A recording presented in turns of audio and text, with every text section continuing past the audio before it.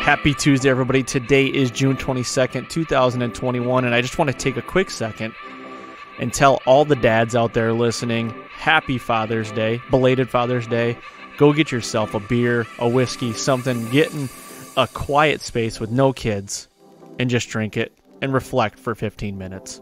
So happy belated Father's Day to everybody out there. But today is going to be a good one.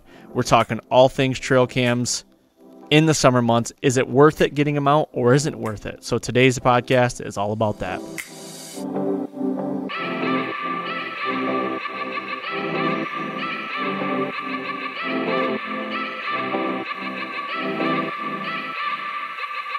All right. Welcome to the Fall Podcast. I'm your host, Aaron Blasey, and today's episode is 166.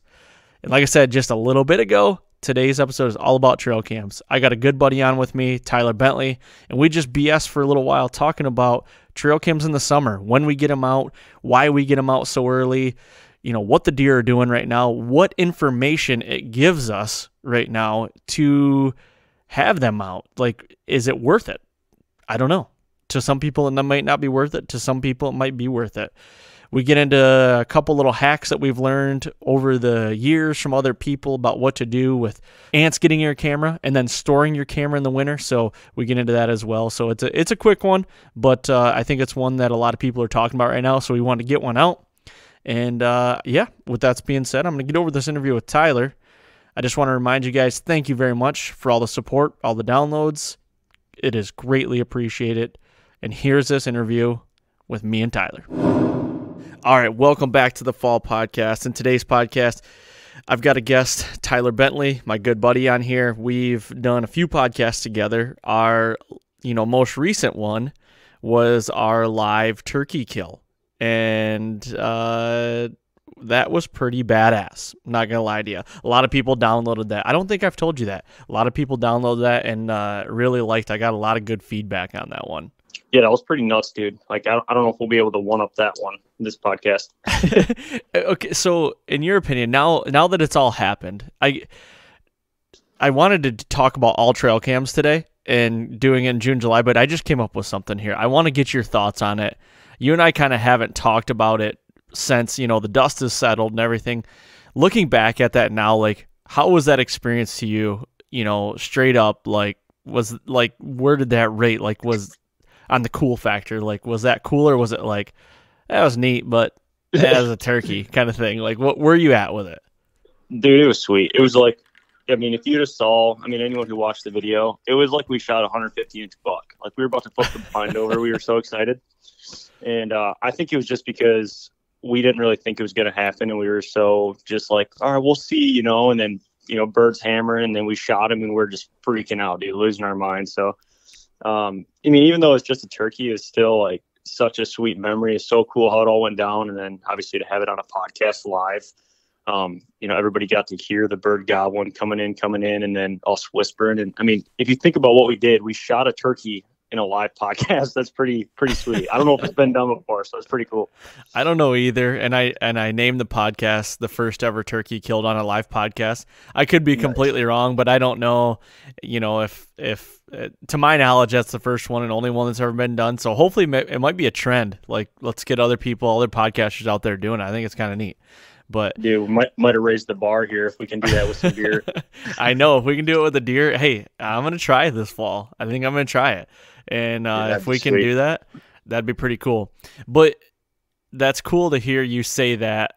And honestly, when we were walking back, to the back of the property, and we heard that bird gobble, I'm not going to lie to you. I was a little cocky. I felt to myself, I never told you, but I almost felt like I already had him killed, because for him just to strike up without any calling or anything, just like gobbling, to me, I felt like that bird is looking for a hen. Like, he was by himself. Like, that was my first initial thought. Like, he's a loner. Like, he's just looking for some love. Like, he's going to come in.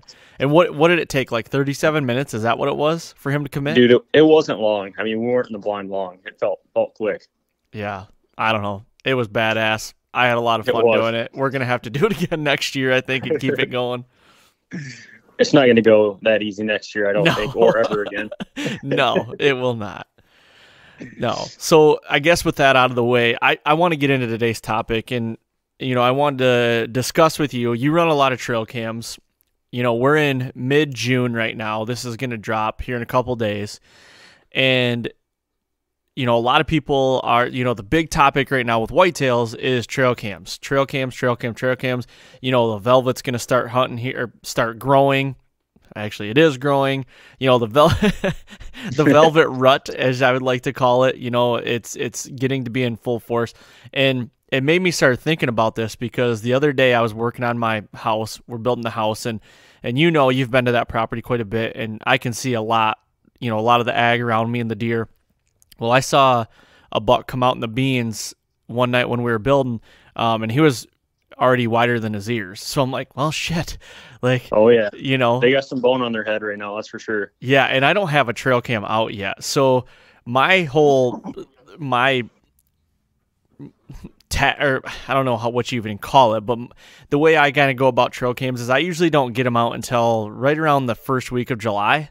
And my whole reasoning is just because I just try to keep my pressure low, and a lot of deer, you can kind of start to see what deer they are from year to year around that time. So I guess like today, what I want to talk about is, a lot of people think putting trail cams out in June, July could be a waste of time.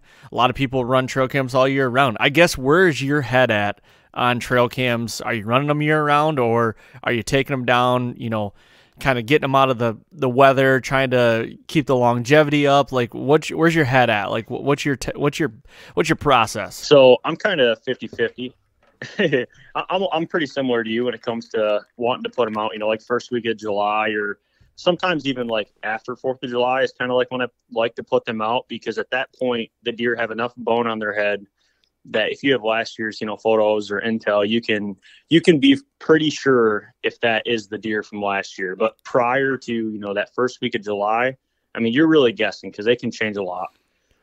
So typically I'm about the same as you. I like to put them out, like after 4th of July or that week of 4th of July, something like that. But, with the advances in modern science and my high level of income, cell cameras. That was Ricky Bobby quote. That was horrible. No, I got it, dude. And okay, you didn't say no. That felt like an idiot. But, no. I knew where you were going. Okay, yeah, I kind of stuttered, but anyways, the cell camera advances in technology. I was out on my farm a few weeks ago, and I stuck some cell cameras out, and we don't put them out there too. Like you said, you don't want to pressure them, but at the same time, I'm already at the farm. I was replanting some corn at my farm, so had the cell cameras in the Ranger. I'm like, you know what, might as well just stick them out, which is pretty cool because I don't normally put them out this early. And I have all last year's bucks all printed on a board in my office here. So I know, I'm pretty sure which bucks made it through the year. And just looking at the cell camera and looking at the photos that are coming through, I'm pretty confident I know probably at least 50% of the deer that I'm already getting pictures of this early in the year, which is pretty unique. I normally don't even have cameras out yet. So yeah, it's pretty cool to, like I said, the cell camera thing is super non-intrusive. If you have cell cameras sitting out there, and because normally 4th of July, I'm out, walking around my whole property, sticking cameras out, trying to get them. And then, granted, I don't check them until September, but the cell camera thing is huge. That's definitely changing the hunting game lately, it seems like. Yeah, no, I agree 100%. And I did a podcast a couple weeks ago with my buddy Mitch about, we touched on cell cams and everything. And honestly, a lot of people that have been loyal listeners and listen to every episode, they know me and kind of how I use cell cams and everything. And I'm pretty new to the cell cam world, but I've always been the guy beforehand that like, I want to check my cameras all the time. And when I got my first cell cam, it was like, it kept me out of the woods because I was almost getting that fixed to my phone. Like, even if it wasn't like bucks all the time, they were deer. Like I could, it was giving my fix. So it like helped me stay the heck out of the woods. But I would say definitely cell cams have, they've slowed me down a little bit in the fact of like, just don't go in there, Yeah. It gives you that, instant gratification, that fix, because like you said, when you're thinking about checking those cameras nonstop, you don't know if like one's facing straight down at weeds, did something knock it down, Right. or it's just that instant gratification. But ironically enough, I think it was last year or the year before, I used to use really cheap cameras. I used to use like Walmart Wild Game Innovations. I think we've all been through that stage of trail cameras. Yep. And I had so many of them, but they're just, I'm not saying anything bad about them, but they just, after 2 years or 3 years, they just stop getting photos. They start wearing out. They're kind of cheaper cameras. You get what you pay for. So 2 years ago, I was like, I'm going to start buying some better cameras. Did a bunch of research. I was actually started buying those Brownings. I think you even told me about those at that point. Yeah. So I started buying those Browning. I think they're Pro HDXs. They're not like high end. They're more like middle of the road, 150, $160. I wanted to buy something better than what I was using, something that's going to last more than a couple years. So I was doing it on a budget, buying like 1 camera, 2 cameras a month, trying to just rebuild my camera arsenal because I just dumped all those cheap cameras. Worked my way all the way up to like 10 Brownings, but which it's not a lot, but it's not too bad. It took a long time, to spend $150 a camera to get 10 cameras. Can't just buy them all at once. Like I said, I was buying like 1 a month or, just taking my time. And once I acquired all those, the cell camera phase came in, and it was like cell cameras. So I'm sitting with 10 Brownings or however many Brownings. And to this day, I just kick myself in the ass, dude. If I'd just waited 1 more year to upgrade, I don't know if I would have bought any Brownings. I think I would have bought all cell cameras. I kind of agree with you. I've still got, I'm in the same boat. I've got like a mixed bag of different cameras as far as brands go. I've tried a ton of different brands. But now I have 3 cell cams, and it's going to be hard for me to go back to any sort of like, just regular camera. I do have a couple cameras that are, do really good video. And if you can run a camera on video mode, you can learn so much about deer behavior in bedding areas and food sources, and just, you're basically a fly on the wall, and it's really cool to learn that way as well. But I agree. To kind of go back to what you were just saying, I want to bring up false triggers. Like, this is a time, in June and July, weeds are growing like weeds. They're growing every day, and it seems like you go weed whip them. It's like how many times you trim your lawn. You know what I mean? Like you're weed whipping around all the stuff. If you miss a week with not using a weed whip, they're a foot high. So, that just, makes you go back to your cameras all the time too, I think. And, using a weed whacker or a sickle or something like that to keep the weeds down. How are you combating, like, what are some things you're doing to minimize those false triggers? If it's a weed, or if, like, are you cutting most of the tree down? So, because you get a good windy day and like some of those leaves might come in front. Like, do you have a process that, basically you have X, Y, and Z that you have to, at every camera location, you're trying to like get everything back so you're not getting 3,000 pictures of a branch? Yeah, definitely. So obviously this doesn't just happen overnight, especially, if you've been hunting the same property for a long time, you kind of know where those good trail camera locations are going to be. Once you learn it and you put 2, 3, 4 years on a property, even in the summertime, where the bucks like to hang out or where the deer like to hang out. And in the fall, roughly where the deer like to hang out. So you already have those good areas in mind that you want to stick these cameras.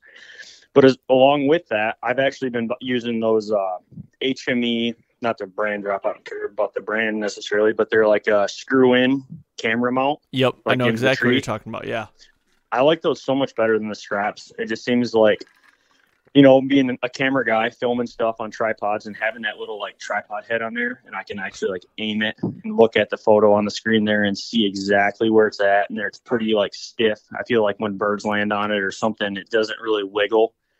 And then also, like you said, the weeds and stuff like that. I typically in the summer like to run my cameras like on the edges of bean fields and stuff. So if I can find like a tree, chest height or something that's up in a bean field, I know those beans are going to grow. I know roughly how long it's going to take for those to grow. So I like to pick like an open area in, a corner of a bean field, get that camera up like mid height, maybe even eye level, aiming just a little bit down, but really like chest height is where I like to put it. But out on a bean field on that trail camera mount. And typically I've had pretty good luck doing it that way, even with the cell cameras. But yeah, in the past, I didn't know no different. I'd stick it on a stake or something and put it right there. And then the beans would be 5 foot high and all my pictures would be ruined. Yeah. but it's just something you learn, year after year. I'm not an expert by no means, but I figured out a couple little things that work. Now, you mentioned bean fields. What are some areas right now that you're putting your cameras in right now in June and July to get, the good pictures of bucks? Because, you and I are in Michigan. We can't supplemental feed. We can't do mineral. And a lot of other states out there you can as well. So, how are you putting those cameras out? Where are you putting? What are those, areas you're putting them in to get the best pictures of the bucks that you want to get? So I like to put them right now, the last couple of years in Michigan, because we can't bait. I like to put them on, for example, I have one behind my house, and I have a main runway that's coming off this clover alfalfa field that they hay every single year. And there's this main runway that comes off it. So I'll put it right on that runway, and it's kind of like a pinch point in my property. If you were to zoom way out, you can see there's a pinch point. And that pinch point going into that clover and alfalfa field, if the deer are going to cross through there, they're going to cross through that pinch point. So we can't use mineral. So I'm trying to pinch down in those spots where I think that deer movement's going to be. So I have some right there. I also put I have a cell camera on my farm right now on my bean field. And I also have I have a little tiny micro clover plot back on my property too. It's like a half acre, quarter acre, super small. But it's clover and alfalfa, and I have it on that as well. And that's a really shaded area. So it seems like annually in the summertime, those bucks, especially when that clover's growing, early in the year, they just hammer that clover. So I keep a camera on that as well. But more or less just pinch points, put it on some growing beans, watch the deer eat all my beans that are growing. So I don't have any left. But yeah, that's typically where I like to put cameras this time of year. That's also a good spot to do it. I typically, same kind of deal. If you got bean fields, my 1 acre farm, a lot of ag. So definitely putting it on those, I don't really have a choice than to put it on an ag field or something, but I've got some inside corners. I've got a couple pinches that you've seen, that I really hone in on, but I have a spot that I call the summer trees, and I just named it that 4 years ago.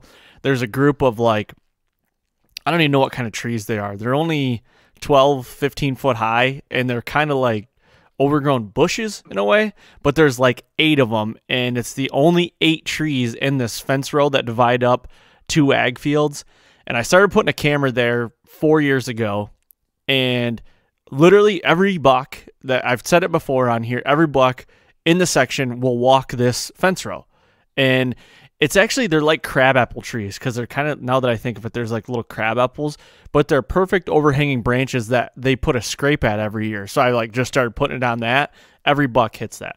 Everyone. That's awesome. So now it changes in the fall. I keep a camera there in the fall, but everything goes to dark in the fall because it's in the middle of the section and it's wide open field. Usually the crops are gone, and I like to put a cell cam there though, in the fall. So if I get a picture of a buck, and this has happened to me before, if I get a picture of a shooter and it's late at night, I can tell, I almost know where he's going and what he's doing. So if he's going south, I know was just north where there's very good doe bedding, and he was just over there checking that. So he's in the south. So if I get that picture, it can kind of dictate where I go in a way. If I'm going to go hunt the next morning, I know he's going to make his loop again, usually. I know it's not that cut and dry, but it's just a good spot.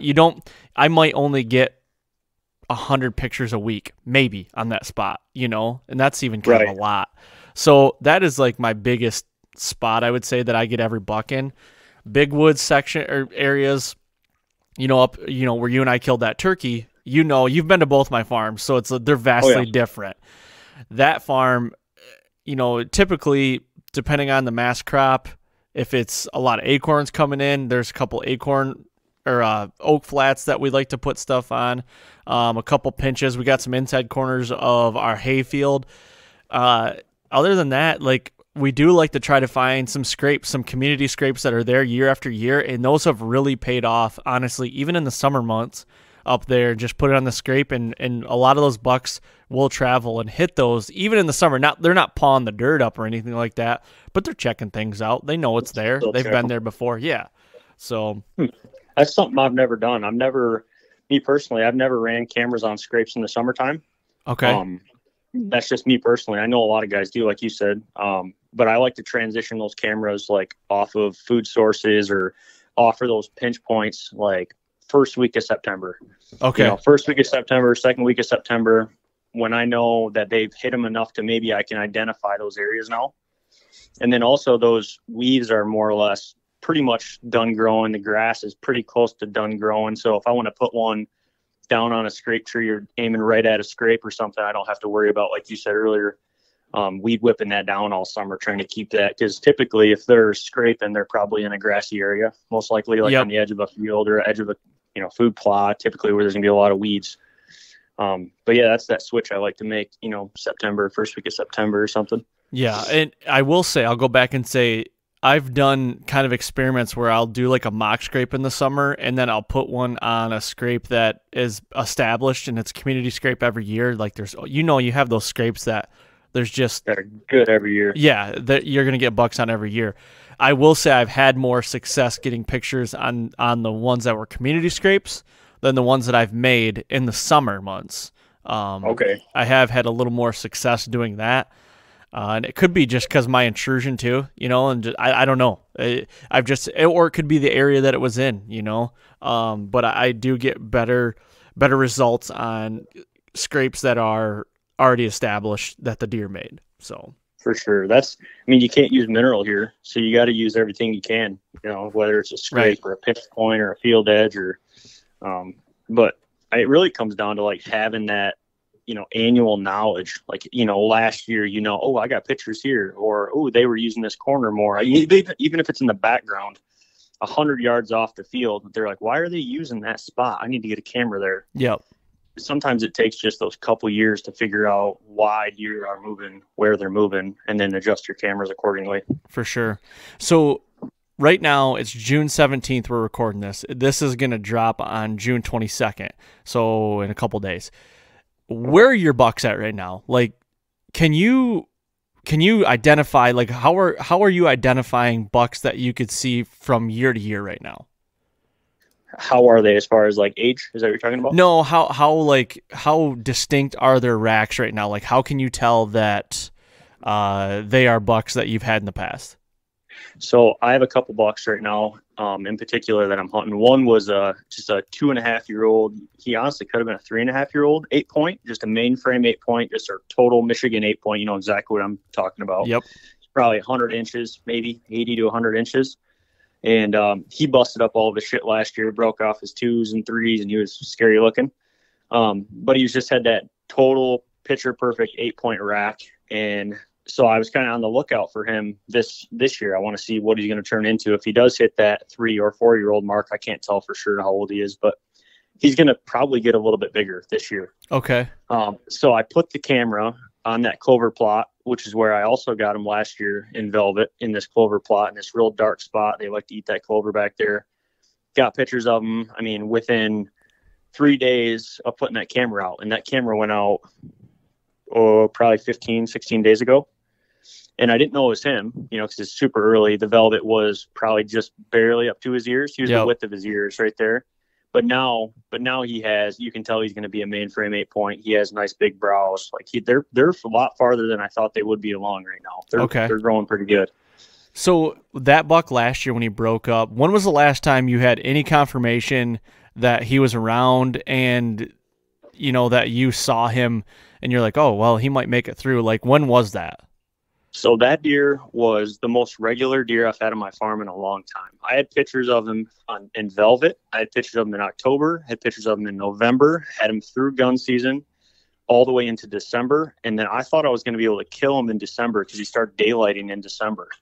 And I hunted that deer really hard in December. And he would come in with like 8 does. He'd be like 8 does and him. And it was like, mid-December. And he would just, when I would hunt him, all the does would come out, and I'd be on pins and needles waiting for him to come out. He would never come out. And then having the cell camera, I'd get home an hour later, he'd be out and eating in the field at dark. Smart. So I knew that deer was going to live through the year, and I got pictures of him all the way into January and then into February. Let's see here. If I had the date on this picture, I could tell you. But this is like almost into spring when the snow is melting. He's still holding his headgear. But I got pictures. I knew 110% sure him and 2 other deer that I were hunting made it through the season. So he's a homebody. He lives right there. Lives right there, dude. And I get pictures of him right now. Like, it seems like every day. If not every day, it's every 2 days. And I think it's because my farm, it's only a 20-acre farm in Michigan here, but it's pretty diverse. It's broke up between bean fields that I've planted and I've cut out. It's got hardwoods. It's got oaks. It's got a big pond on it. It's probably got an acre pond. And in the summertime, everything greens up, gets super thick, and it's just like a summertime buck sanctuary. I see a lot of bucks in the summertime on my property. They say that's bad. But honestly, I get so many bucks in there. I think it's just because it's, like I said, there's food, water, cover, there's growing crops, there's everything they need right there. I don't think these bucks are moving but 20 yards to walk by my camera. That's crazy. So, yeah. I mean, if you had to call your shot, where are you going to kill him this year? Ooh, man. Oh, dude, he was hard to hunt last year, so that's what scares me about this year. Man, I don't know. I really don't know. I was hunting him last year. I really wasn't hunting him as much as I was hunting the other buck he was with. The other buck that he was with did get killed, like opening day of gun season. He was a 140-inch 9-point. Wow. Yeah, big. Big mainframe 8, but with split brows. And I had, 2 years of pictures of him, and he got killed. So after that deer died, I just switched from hunting that deer to this deer. But typically he was running about the same stuff as that bigger one was. I'll have to go back and really dissect those photos now because I want to know what that deer is doing this year based off last year's trail cam data, which I have everything saved. Every good picture I have of them, I have them in a folder, and then the really good pictures and dates, I'm staring at it right now in my office. I have them actually printed off, wrote down with a Sharpie, 2-year-old, 8-point, 7-year-old, or 7.2-year-old, busted up 8. Like, I have them all super organized, which I seen something like you had something similar at your family farm there. Yep. Back when you were, aging your deer and stuff. It's super helpful. It's a pain in the butt, but at the same time, like right now, I'm so glad I did it. Watching those bucks grow in velvet, I can look back to last year and see. I know it. I like doing it just because I geek out on it, but I like trying to put an age to it. It's really hard to do it on the hoof and through a trail cam photo in Michigan. It is. But I like to try to do it, and we printed them off for a long time. I haven't done it in a few years, but I think it's because my life's been so chaotic, and I, selling a house, living in a temporary house, and once the house gets built and I got actually where I'm going to be forever, I can somewhere to hang the photos. Yeah. And I'm building a room in my basement that's all hunting related. It's going to have like my bow press, all my archery stuff, my gun stuff, camo, everything. It's like a designated room, and I'm like, that'd be kind of cool to like hang all the photos on the walls in there, and year to year of the farm that I live on. That'd be kind of neat to do. So maybe we'll do that. It is. It's very cool, man. It's I haven't did it as much as I wanted to. I did it like 5 years ago. I'm like, I'm gonna print all these pictures off, and then 4 years following, I just never got around to it. And then last year, I jumped back on the train. I'm like, all right, I know what deer lived, so I just want to go through and print them all off. Yep. And I'm glad that I did. Another buck that I know made it through the year. There was a 7-point. That Nick Kohili went out when we doe hunted, and he passed his 7-point. I probably would have shot him. He's probably like a 95-inch, 100-inch 7-point. Looks like he's got a nice body, like probably good 2.5-year-old. Mm-hmm. And he lived through the year. Nick could have shot him, and then I saw him once right after dark. And I'm pretty sure I got a picture of him this year too, because his right side has a split brow now on that side. Nice. So I'm thinking that's him because, if he only had that one brow tine, and now this year it's the same situation, but it's like bigger and split. I'm gonna guess that was probably him. Good deal. Yeah, you're gonna kill something on that farm this year, I think. I hope so. You put too much time and money and sweat equity into that farm to not kill something. Dude, I know. With that being said, it took me 11 years to kill a buck off of that farm in Michigan. No kidding. Yep, 11 years. I hunted that farm for a very long time, but early on in my, I would say, hunting career, it's not a career, but you know what I'm trying to say. Yep. I was just stuck in that big buck craze, kind of like you were a little bit. It's like, oh, if he's not 130, I'm not shooting him. So I didn't shoot nothing for 8 years or something. Now in retrospect, I'd go back and shoot a lot differently. Yep. Yeah, But it's all right. It's all about what you want to do and what you want to accomplish, and anything that makes yourself happy, indulge, man. Do it up. You know where I yeah. come from on that. We've talked about that a lot. So, Oh yeah, that's for sure. hey, how many cameras do you have out right now? I have 1, 2, 3 at my farm, and I think one at my house right now. So I have 4 cameras running right now that are all cell cameras. Do you want more out right now? Are you trying to are you trying to go like full regalia right now, or like you just kind of ease into it? So my thought process now is the cameras that are out now are just because I was going to drive the Ranger past those locations. Okay. And then when I add more cameras will be when I go in to spray my beans. I want to spray the beans at my farm and behind my house here in the next probably few weeks. When I spray those, I'm going to take some more of those brownings out and stick those cameras out. It's one of those things a lot like deer hunting. If you're going to walk by a spot, then check your trail camera. Yeah. Don't go out of your way to check it, if that makes sense. Yep. So if I'm going to drive out there to spray my beans and drive around in the Ranger for an hour, that's that time I want to go in there and set that camera up. I don't want to make a specific trip out there just to stick cameras up, because I got 4 cell cameras running. I feel like that's showing me at least 50% of the deer that are on that farm, because it's not very big. And behind my house, I feel like I have a pretty good idea. But when it comes to spraying the beans, I'm going to be out there. I'm definitely going to be adding a lot more cameras that like I said, I probably won't check until maybe September or something. Right. But what about you? Do you got any out? I have 3 out right now, and that is all for surveillance. For surveillance for humans. Yeah, on my house. Yeah. Anybody listen to this? Anybody listen to this? If you know where I'm building and you're trying to steal something, I've got 3 cell cams that I know within 30 seconds that whoever's there. You wouldn't be surprised, man, how many people that are just nosy and pull up in my driveway at like 7:30, 8 o'clock in the afternoon, just like gawking at the house. I had some Amish pull up in there in their horse and buggy the other day and just checking it out, just like, hey, what's going on up here? Yeah, they're checking out your wood. They know that's the price of gold right now. Yeah. They're like, hey, Ezekiel, go grab a 2x4. Yeah. No, I've got a couple foxes on camera up there in the yard, just because there's a den. There's 3 pole barns right by my house, and the biggest pole barn, they have a den underneath of it.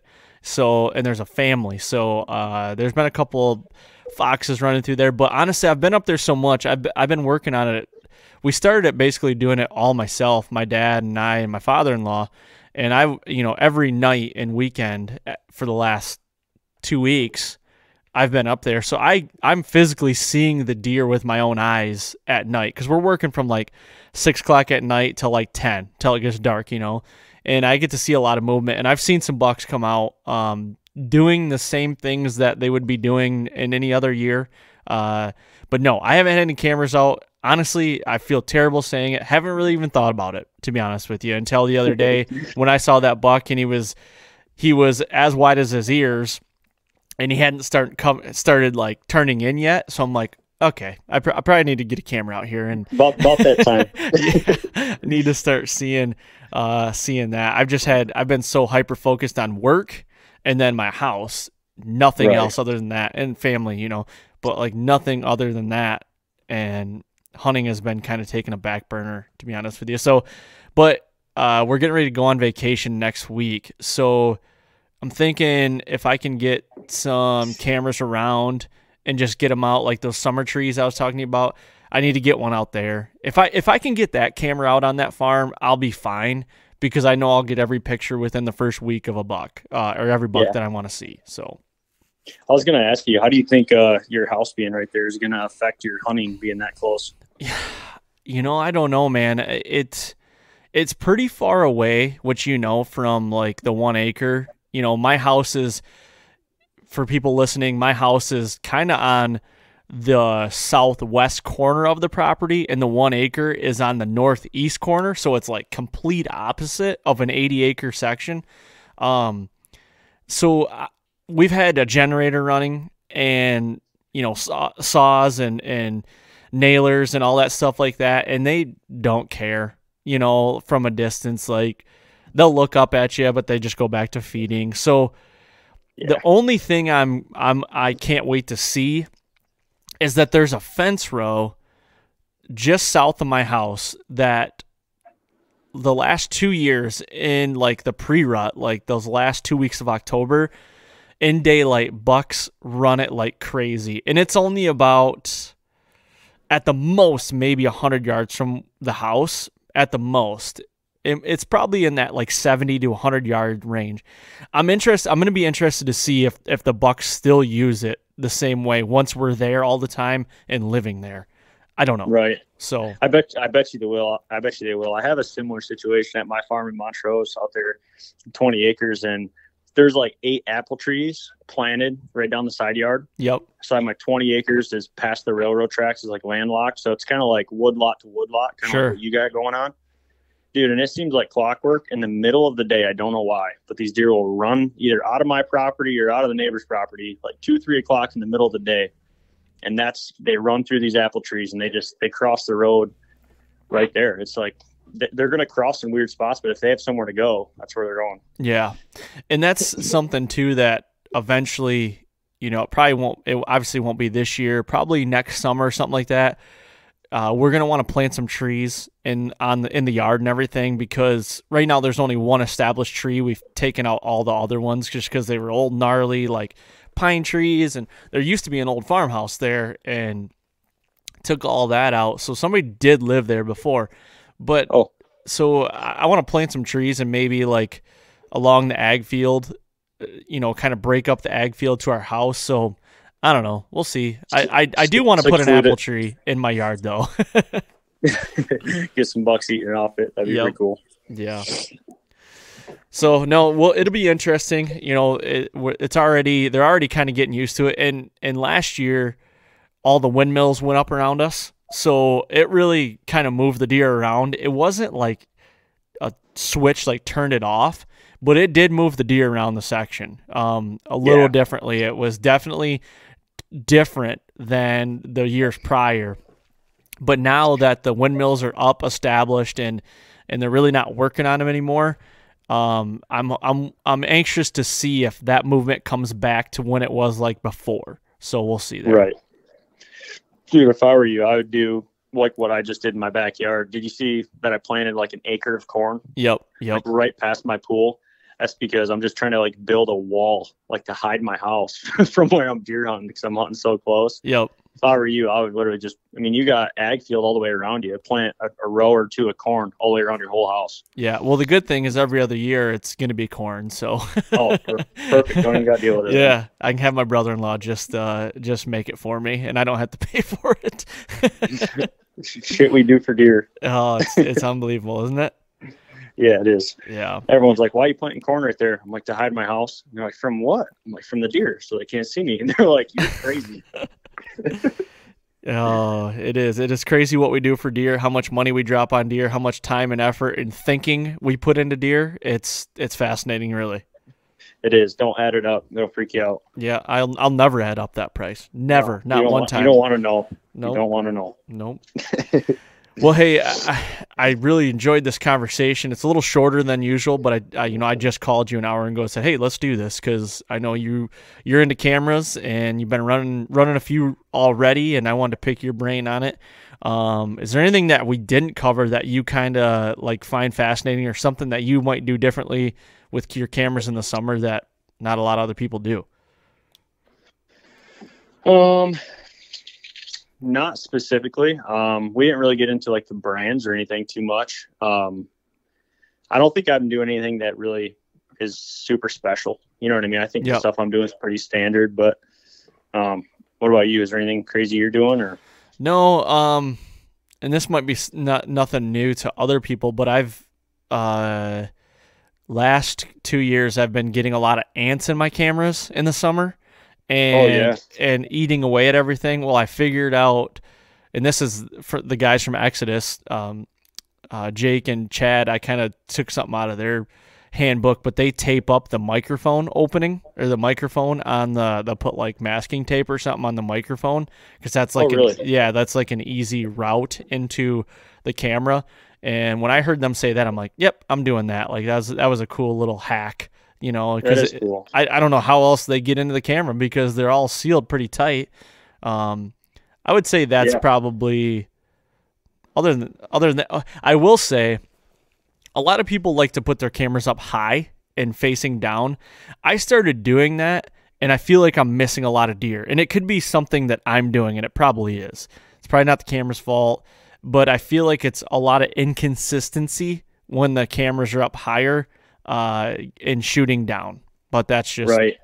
So mainly I'm like that hip to neck height, you know what I mean, is kind of where that sweet spot. And I don't like to, like, and you talked earlier about putting a camera on a trail. I like to shoot down a trail. I never face it like right at the trail where, you know, I want to see the deer coming at me or away from me, if that makes sense.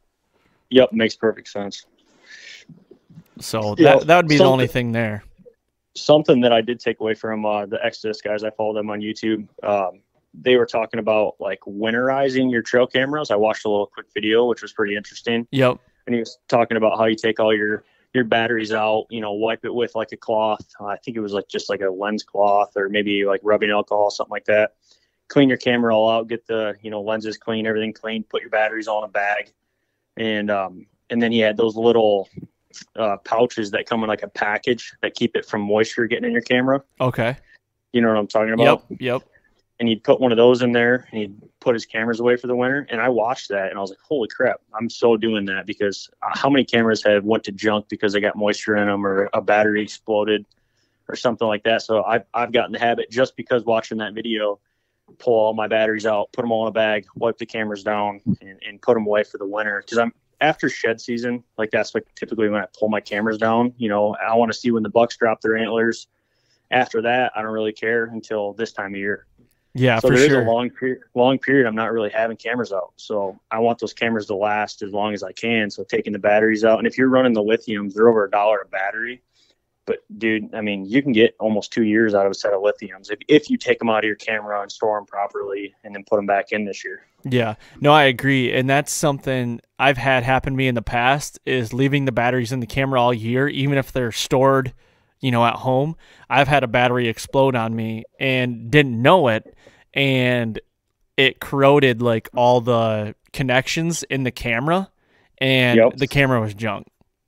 Yeah, from what it sounds like, that's how they go bad. Leaving batteries in them, leaving moisture in them, not cleaning them. I mean, you pull them out of the environment that's been sitting for 6-8 months. It's been rained on, snowed on, frozen, and you throw it in a 5-gallon bucket and you take it out next year and expect it to work. Like, why would it work? Exactly. Yeah. You know, so I never even had that, you know, registration in my mind to do that until I watched that video they posted. So that was super cool.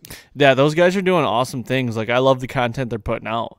The Exodus guys, they do a lot of stuff on YouTube, and they know their shit about cameras, man. It's just like that little stuff right there, taking a little step further to really maximize your investment and keep the longevity of those cameras up, just taking care of them. Right. Yeah, exactly. It's super cool. Good info. Yeah, definitely. Well, cool, man. I'm going to cut it off right there, and I'm going to remind everybody. Well, first of all, I'm going to say thank you for coming on and doing this and short notice. You're welcome. But I want to tell everybody thank you for all the downloads and support. And if you guys could go to iTunes, leave a 5-star rating, and leave a written review, that'd be greatly appreciated. So, Tyler, thank you very much again, man. And I know we're going to do this eventually again because, you know, I just like bullshitting with you. You're welcome, man. I had fun. Thanks for having me on. I appreciate it. No problem. Thank you guys, everybody, again. And don't forget, we'll be right here next week on the Fall Podcast.